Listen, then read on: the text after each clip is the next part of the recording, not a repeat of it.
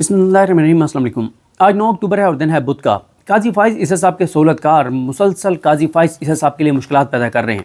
वो ऐसे बयानात दे रहे हैं जिससे काजी फ़ाइज़ ईसा साहब मज़ीद एक्सपोज हो रहे हैं और वो ऐसी चीज़ें कर रहे हैं जिससे काजी फ़ाइज़ ईसा साहब जो है वो अपने ही जजेस की नज़रों में गिरते चले जा रहे हैं और हर आने वाले लम्हे के साथ एक्सपोज होते चले जा रहे हैं और खुल के चीज़ें आ रही हैं। अब तो काजी फ़ाइज़ ईसा के सहूलतकार भी ये मान रहे हैं कि काजी फ़ाइज़ ईसा की एक्सटेंशन क्यों ज़रूरी है। मैं आज की वीडियो में आपको मैंने बस कुछ देर में बैठ के ऐसे ही जो मुझे याद थे, मैंने कोई 32 काजी फ़ाइज़ ईसा साहब की इस निज़ाम के लिए, शरीफ ख़ानदान के लिए, नून लीग के लिए, पीपल्स पार्टी के लिए खिदमात लिखी हैं और जब मैं वो 32 आपके सामने रखूँगा तो आप उनमें से मुझे बता दीजिएगा कि कितनी हैं, कोई एक बता दीजिएगा जो उन्होंने पाकिस्तान के लिए की हो। और इन 32 के अलावा बहुत सारी होंगी। मैं कोशिश करूँगा जो हमारे कोर्ट रिपोर्टर्स दोस्त हैं उनसे भी पूछूँगा और अगर आप में से किसी के जहन में कोई और खिदमत हो तो वो ज़रूर मुझे बताइएगा ताकि हम इस लिस्ट को मज़ीद आगे बढ़ा सकें। और काजी साहब जब जिस दिन अल्लाह ताला करम करे और वो रिटायर हों, अल्लाह ताला पाकिस्तान पर अपना रहम करे, करम करे, तो उस दिन हम वो 50-60 चीज़ें जितनी भी उनकी खिदमात हैं इस निज़ाम के लिए, वो सारी खिदमात जो हैं वो लोगों के सामने रख सकें। पहली बात तो ये है जनाब कि 2 इंटरव्यूज़ दिए हैं। एक कल ख्वाजा आसिफ साहब ने दिया है और एक इंटरव्यू दिया है उन्होंने बिलावल भुट्टो ज़रदारी साहब ने। पहले ख्वाजा आसिफ के इंटरव्यू पे बात कर लेते हैं जिसके ऊपर किसी ने बात नहीं की, जिसमें ख्वाजा आसिफ ये फरमाते हैं और ये कहते हैं कि वो ये कह रहे हैं कि एक वक्त था जब अदलिया जो है वो एग्जेक्टिव और डिक्टेटर जो हैं उनके मातहत हुआ करती थी। अब अदलिया आज़ाद है, यानी वो जब ये कह रहे हैं कि अदलिया सियासत को लीड कर रही है तो वो यानी ये कहना चाह रहे हैं कि वो आज़ाद है। हालांकि इससे बड़ी अहमकाना बात नहीं हो सकती। ये हमारा वज़ीर दिफा है, आप अंदाज़ा लगा लें, जो ये कह रहा है कि अदलिया एक वक्त था जब एग्जेक्टिव के मातहत थी और डिक्टेटर्स की ग़ुलाम थी। अब अदलिया जो है वो आज़ाद है और अदलिया से मुराद काजी फ़ाइज़ ईसा नहीं है। काजी फ़ाइज़ ईसा को तो कंटिन्यू करवाना है, वो तो ओके हैं, उनको तो बिलावल ने बताया कि उनको क्यों हमने रखना है। लेकिन ख्वाजा आसिफ जो बात कर रहे हैं वो इसलिए गलत है कि सुप्रीम कोर्ट एग्जेक्टिव के मातहत नहीं है, सुप्रीम कोर्ट किसी के मातहत नहीं है। सुप्रीम कोर्ट ने तमाम स्टेट ऑर्गन्स के ऊपर नज़र रखनी है कि आया वो आइन के मुताबिक काम कर रहे हैं, नहीं कर रहे। अगर कोई भी स्टेट ऑर्गन, अगर हुकूमत, अगर एग्जेक्टिव, इवन ये पार्लियामेंट कोई भी चीज़ करेगी तो उसकी स्क्रूटनी सुप्रीम कोर्ट ने करनी है। देखें, सुप्रीम पार्लियामेंट नहीं है, ये गलत है कि पार्लियामेंट सुप्रीम है। सुप्रीम आइन है, आइन जो बन गया है उसके जो बेसिक स्ट्रक्चर है उसको चेंज नहीं किया जा सकता। कल मैं किसी जगह सुन रहा था किसी प्रोग्राम में कि शायद काशिफ अब्बासी साहब ये कह रहे थे कि अगर पार्लियामेंट 2 एक सिरे से तरमीम कर दे कि जो पार्लियामेंट है ये 5 नहीं अब 10 साल के लिए होगी, तो क्या वो 10 साल के लिए रहेगी? मतलब ये कैसी आप बात कर रहे हैं? तो बेसिक जो स्ट्रक्चर आइन का उसके खिलाफ आप नहीं जा सकते। और फिर वो भी ये पार्लियामेंट जो फॉर्म 47 वाली है, जो जाली है, जिन्होंने जिस तरह से वो आए हैं वो सबको पता है। तो इसलिए ये जो तरमीम है बिलावल साहब की उस बात पर आते हैं। हाँ, ख्वाजा आसिफ की, ख्वाजा आसिफ साहब कहते हैं कि जनाब हम इस अदलिया को ना मातहत एक तरह से करना चाहते हैं क्योंकि ये सियासत को लीड कर रही है। और भाई वो सियासत को लीड नहीं कर रही, वो ऐसे आज़ादाना फ़ैसले दे रहे हैं 8 जजेस और उधर से 6 जजेस जो हुकूमत के सारे प्लान्स को नाकाम बना रही है।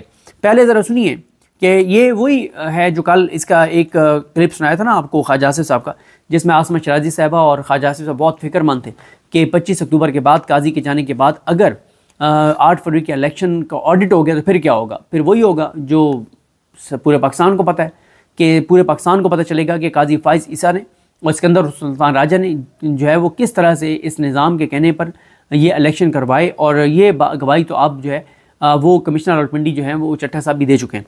ज़रा सुनिए ख्वाजा आसिफ क्या कह रहे हैं। जुडिशरी जो है ना इस वक्त बड़ा एक्टिवली पॉलिटिक्स में पार्टिसिपेट कर रही है, डायरेक्टली और इनडायरेक्टली। माजी में देवर यू नो सॉर्ट ऑफ कह सकते हैं कि एक रवैया जो उनका था वो मातहत होता था एग्जीक्यूटिव के। एग्जीक्यूटिव चाहे फौज थी मार्शल लॉ के दौरान जो है, या हुकूमतें होती थी, क्वाज़ाई डेमोक्रेसी होती थी, उस सारे सिलसिले में जो है अब दे आर एक्चुअली लीडिंग जो पॉलिटिकल जो फोर फ्रंट के ऊपर जो है ना इस वक्त आपको जुडिशरी नजर आएगी। अब आप इससे अंदाज़ा लगाएं कि ये आपका वज़ीर दिफा है फॉर्म 47 वाला, जिसको रिहाना डार साहबा ने जो है वो 70-80 हज़ार वोटों से शिकस्त दी। उसकी इतनी जाहिलाना और अहमकाना बात सुने, उसकी इतनी सेंस नहीं है और इतने वो धड़ल्ले से कह रहा है कि अदलिया जो है वो मातहत होनी चाहिए एग्जेक्टिव के और इस्टेब्लिशमेंट के और फ़ौज के मातहत होनी चाहिए। इससे आप इनकी जहनीत का अंदाज़ा लगा लें कि जो इनका अपना इस वक्त किरदार है, इस वक्त इक़्तिदार में आने के लिए, ये कहते हैं सबका किरदार वैसा हो जाए। और ये है वो सूरत हाल कि इतना खुल के टीवी पे आके कह रहे हैं कि हमें काजी इसलिए चाहिए क्योंकि काजी इस वक्त मातहत है एग्जीक्यूटिव के और इदारों के, तो हमने इसी चीज़ को कंटिन्यू रखना है, इसलिए हमें काजी फाइज ईसा चाहिए। अब आए बिलावल भुट्टो जरदारी पर। बिलावल का क्लिप सुनाने से पहले मैं आपको बता दूं कि बिलावल साहब जो हैं उन्होंने जो है वो उन्होंने इंटरव्यू दिया कल महर बुखारी साहबा को, और महर साहबा ने बहुत अच्छा इंटरव्यू किया। तो उसमें वो कहते हैं कि जनाब 25 से पहले हुकूमत चाहती है कि ये आइनी तरमीम हों, और उसमें उन्होंने काजी फाइज ईसा की बहुत तारीफ़ें की हैं, और वो कहते हैं कि मैं वज़ीर कानून होता तो मैं भी यही चाहता कि 25 से पहले हो जाए। और उन्होंने तो काजी फाइज ईसा को जो है वो अदलिया का जरदारी करार दे दिया। उन्होंने कहा कि वो जरदारी की तरह हैं काजी फाइज ईसा। क्यों? क्योंकि वो अपने इख्तियारात जो है वो जुडिशरी को उन्होंने तफवीज़ कर दिए, जैसे जरदारी ने सदर होते हुए अपने इख्तियारात जो हैं वो पार्लियामेंट को तफवीज़ कर दिए थे। तो यानी बिलावल कह रहे हैं कि जो काजी फाइज ईसा साहब हैं वो बाय किरदार, बाय करैक्टर, बाय मिजाज, बाय रवैया वो अदलिया के आसिफ अली जरदारी हैं। तो ये बहुत बड़ा खिताब मिला है काजी फाइज ईसा साहब को बिलावल भुट्टो जरदारी की तरफ से, बड़ा कम्प्लीमेंट है। और वो कहते हैं कि जनाब हुकूमत ने, नून लीग ने जो मुसवदा था आइनी इस्लाहात का, अदलिया ये अदालती रिफॉर्म्स का, वो अपने इत्तेहादियों से पहले अदलिया से शेयर कर दिया था। इसी वजह से मखसूस नशस्तों का जो फ़ैसला आया वो यही आया, और उसमें उन्होंने मंसूर अली शाह साहब पे, उन्होंने मुनीब अख्तर साहब, उन्होंने आयशा मलिक साहिबा, शाहिद वहीद साहब, अतर मिनल्ला साहब, हसन नज़र रिजवी साहब, मोहम्मद अली मज़र साहब और इरफान सादत खान साहब, इन 8 जजेस पर इल्ज़ामात लगाए हैं कि जब इनको पता चला कि हम अदालती इस्लाहात ला रहे हैं तो इन्होंने जो है वो इसलिए मखसूस नशस्तों का ये फ़ैसला दिया। अच्छा, फिर तो इन जजेस का बड़ा ज़र्फ़ है, इनका बड़े हाई मॉरल ग्राउंड्स इन्होंने लिए हैं कि इन्हें पता था कि हमें एक्सटेंशन मिल रही है, इन्हें पता था कि हमारे 3-3 साल उम्र बढ़ा रहे हैं, लेकिन उन 8 जजेस ने कहा कि हम 3 साल हमें नौकरी मज़ीद नहीं करनी, लेकिन हम इस शख्स को नहीं चाहते कि ये हमारे इदारे में मज़ीद बैठे, और क्योंकि इसने हमारे इदारे को तबाह और बर्बाद कर दिया है। हम ये चाहते हैं कि ये 25 को घर जाए, हम भी 65-65 साल पे घर जाएंगे, हमें 68 साल तुम्हारे नहीं चाहिए, हम जूते की नोक पे रखते हैं ये 68 साल तुम्हारे, जो तुम्हारी लालच है। उसके बाद वो कहते हैं कि 14 सितंबर को जो वज़ाहती फ़ैसला सुप्रीम कोर्ट ने जारी किया, उस वक्त हम आइनी तरमीम करने जा रहे थे। ये बात अब वो मान रहे हैं कि इस आइनी तरमीम को 14 सितंबर 15 सितंबर वाली को सुप्रीम कोर्ट ने नाकाम बनाया, जब ये PTI के 41 आज़ाद MNA से वोट डलवा के और आइनी तरमीम करने जा रहे थे। फिर वो कहते हैं कि सपोर्टाज किया उसने, अदलिया ने, उस आइनी तरमीम की कोशिश को 14-15 वाली को। फिर वो कहते हैं कि 25 के बाद जो है वो प्रो डेमोक्रेटिक जज जो हैं वो, उन्होंने पूछा महर बुखारी साहब ने कि क्या आपको प्रो डेमोक्रेटिक नहीं लगते, अपना डेमोक्रेसी नहीं लगते आपको मंसूर अली शाह साहब, कि आप ये कहते हैं कि 25 से पहले ही करना है? तो उन्होंने फिर यहाँ पे वही जो मैंने बताया जरदारी की तरह उन्होंने करार दिया काजी फाइज ईसा को, और उन्होंने कहा कि मुझे मंसूर अली शाह पर ये एतमाद नहीं है कि मंसूर अली शाह जो हैं वो अपने जजेस को कंट्रोल करें। ये इतना बड़ा अहमकाना और जाहिलाना बयान है, ये इतना सतही बयान है कि मतलब चीफ जस्टिस का काम अपने जजेस को कंट्रोल नहीं करना। चीफ जस्टिस अगर बैठा है, काजी फाइज ईसा चीफ जस्टिस थे लेकिन हार गए ना, 13 रुकनी बेंच में सिर्फ एक जज के साथ उन्होंने इतफाक़ किया, वो भी खुद इतफाक़ किया, उनसे किसी जज ने इतफाक़ नहीं किया। एक जज से उन्होंने इतफाक़ किया, जमाल खुल मुदखिल ने, बाकी 8 अक्सरियती फैसला कुछ और कह रहे थे, या अफरीदी कुछ और कह रहे थे, और 2 तो काजी साहब से आगे निकल गए, उनके जो जा रहे हैं, एक अमीनुद्दीन खान और एक नईम अफ़गान, वो तो काजी से भी आगे निकल गए। उन्होंने कहा जी ये सारी मखसूस चोरों डाकुओं लुटेरों को मिलनी चाहिए, लेकिन काजी का, चीफ जस्टिस का एक ही वोट है। चीफ जस्टिस ने कंट्रोल नहीं करना होता, लेकिन चीफ जस्टिस ने कंट्रोल किया है। काजी फाइज साहब ने सुप्रीम कोर्ट को कंट्रोल किया है, पूरी अदलिया को कंट्रोल किया है, और इसको कंट्रोल करके वो क्या उन्होंने किया वो मैं आपको बताता हूँ। अब आए इस बात पर कि काजी साहब की खिदमात क्या क्या है। ज़रा काजी साहब की जो है ना वो खिदमात मैं आपको गिनवा देता हूँ। काजी साहब की जी खिदमात ये हैं कि सबसे पहले तो काजी फाइज ईसा साहब जो हैं, जब जस्टिस काजी फाइज ईसा थे तो इन्होंने ख़त पे ख़त लिखे और इन्होंने नैरेटिव दिया उस वक्त शरीफ ख़ानदान को, पीपल्स पार्टी को, एंटी इमरान खान। फिर काजी फाइज ईसा ने हुदैबिया केस जो है वो बंद किया, जिसमें शरीफ ख़ानदान की करप्शन, लूट मार के ठोस शवाहिद, उससे बड़े शवाहिद नहीं थे, जो इन्होंने हुदैबिया केस हमेशा के लिए बंद किया।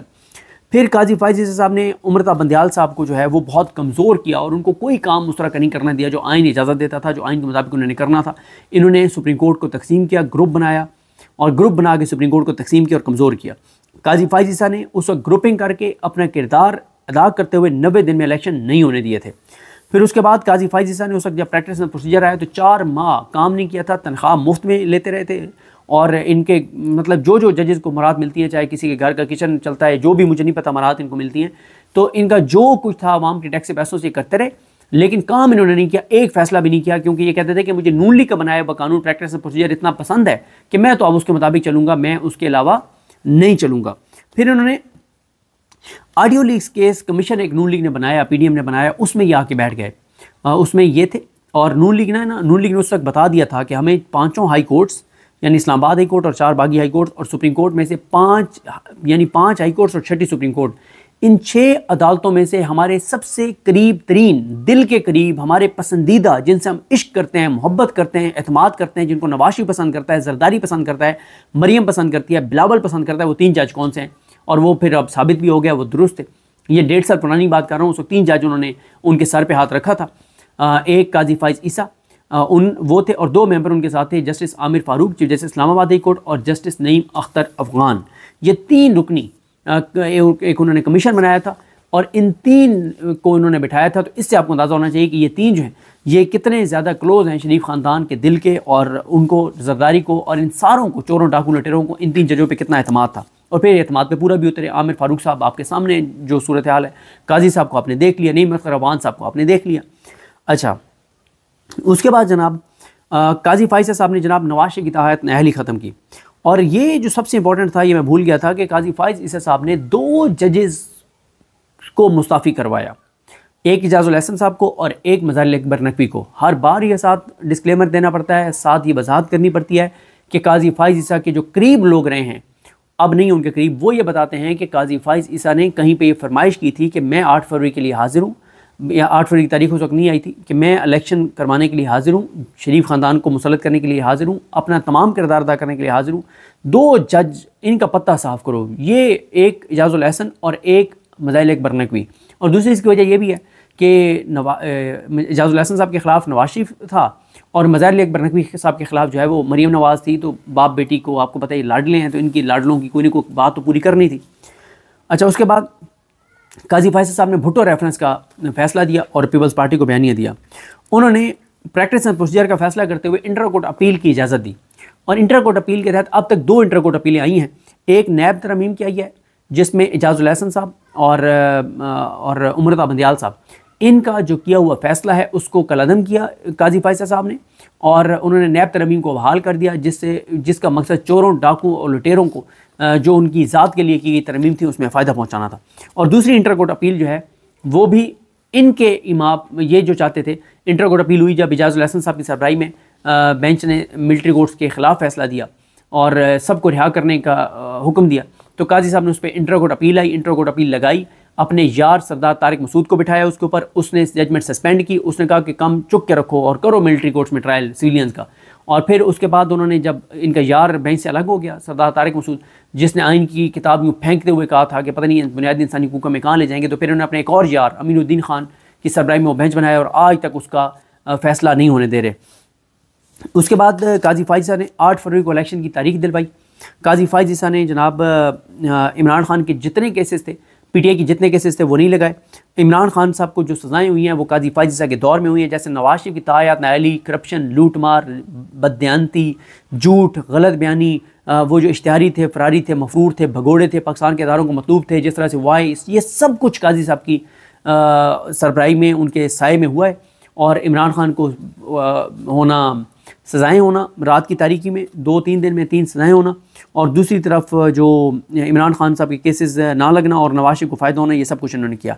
फिर काजी साहब ने जनाब बल्ला छीना, काजी साहब ने बल्ला छीना। इसके अलावा काजी साहब ने पीटीआई को इलेक्शन में लेवल प्लेइंग फील्ड नहीं दी। काजी साहब ने जबरी गुमशुदगियों का केस 1-2 बार लगाया, उसके बाद लगाया नहीं। जितने पीटीआई के जबरी गुमशुदा MNAs, MPs, टिकट होल्डर, जो कुछ होता रहा उसको काजी साहब ने खामोशी से इंडोर्स किया और उसको मतलब एक तरह से अलाउ किया। और पाकिस्तान की तारीख में अगर किसी चीफ जस्टिस के दौर में इतनी ज़्यादा जबरी गुमशुदगियाँ हुई हैं तो वो काजी फाइज ईसा नंबर 1। इनके दौर में जितने पॉलिटिकल वर्कर्स, सहाफ़ी, सिविल सोसाइटी के लोग, आम शहरी गिरफ्तार हुए, इतने पाकिस्तान की तारीख में किसी चीफ जस्टिस के दौर में नहीं हुए।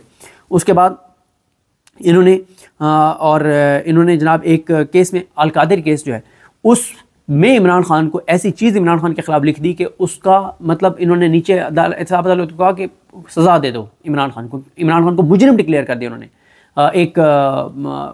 एक और केस में अलकादिर के हवाला देकर कि जी इमरान खान ने जो है वो 190 मिलियन पाउंड जो है वो इमरान खान ने गलत किया सुप्रीम कोर्ट के अकाउंट में और इस तरह से फ़ायदा दिया, और ऐसी इन्होंने जजमेंट वो लिखी कि वो इमरान खान के ख़िलाफ़ नीचे नैब ने इस्तेमाल की। इन्होंने शौकत अजीज़ सिद्दीकी केस में भी इन्होंने इमरान खान के ख़िलाफ़ मामला और केस बनाने की कोशिश की। इन्होंने फैज़ाबाद धरना केस भी इमरान खान की तरफ लेके जाने की कोशिश की। इन्होंने सलमान राजा साहब की जो 8 फरवरी से पहले एक पटिशन आई थी जिसमें इलेक्शन कमीशन ने और हाई कोर्ट ने उनकी इस्तदा मुस्तरद कर दी थी कि वो उनके पास बल्ला नहीं है लेकिन वो PTI के उम्मीदवार हैं, उसमें भी काजी फाइज़ ईसा साहब जो हैं इन्होंने वो एतराज़ लगवा दिया था रजिस्ट्रार के ज़रिए और वो केस नहीं लगाया था। काजी फाइज़ ईसा साहब ने जो मखसूस नशस्तों के केस पे आते हैं, आरोज़ को सस्पेंड कर दिया था लाहौर कोर्ट ने ये कहकर कि आरोज़ जो हैं वो होने चाहिए अदलिया से।